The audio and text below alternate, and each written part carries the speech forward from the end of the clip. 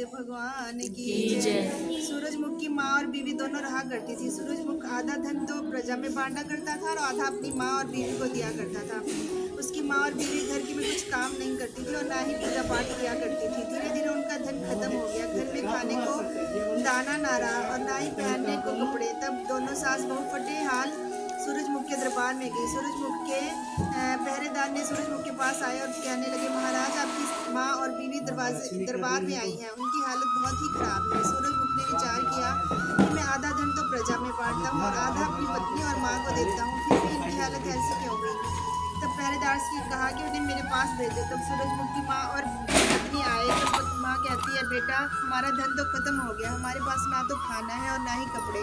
तब सूरजमुख अपनी पत्नी और माँ से कहता है, आधा धन ये सब ने खा लिया, अब कहाँ से खिलाऊंगी। बेटी बोली, माँ क्या बात है, तेरा मामा आया है, रोटी खाएगा। वह रसोई में गई, 36 प्रकार के भोजन बनाए लाकर मामा को जिमा दिया। जीजी ऐसा भोजन कभी नहीं खाया जैसा आज खाया है। भाई तेरी पावनी भांजी आई है, उसी ने बनाया है। मामा खाकर चला गया। शाम हुई और बोली, माँ चौकी पर दिया जलाकर रख दो, मैं कोठे में सोऊंगी। ना बेटी तो डर जाएगी। ना माँ मैं कोठे में ही सोऊंगी। वे कोठे में सो गई। आधी रात को उठी, चारों तरफ आंख फिराई, धन ही धन हो गया, जाने लगी।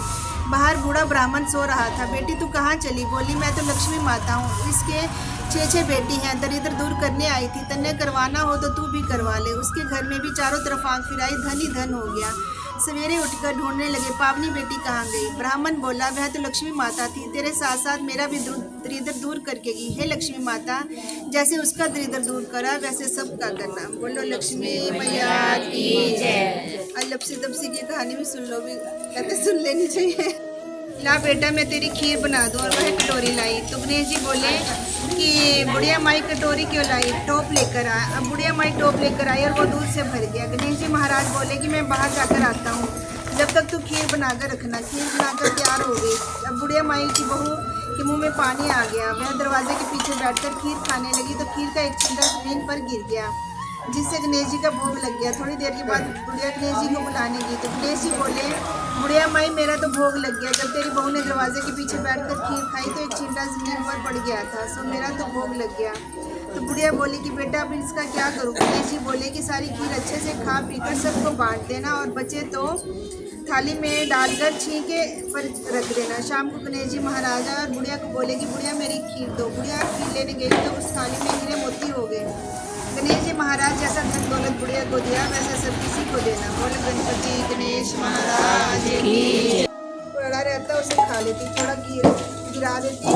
सास पूछती चूहे का नाम लगा देती। 12 महीने के बाद उसका पति घर आया तो उसने जल्दी उठकर सारे घर का काम कर लिया। गणेश जी महाराज ने सोचा कि रोज कलेवा खाकर चूहे का नाम लगा देती है, तो इसकी शिक्षा लेनी चाहिए।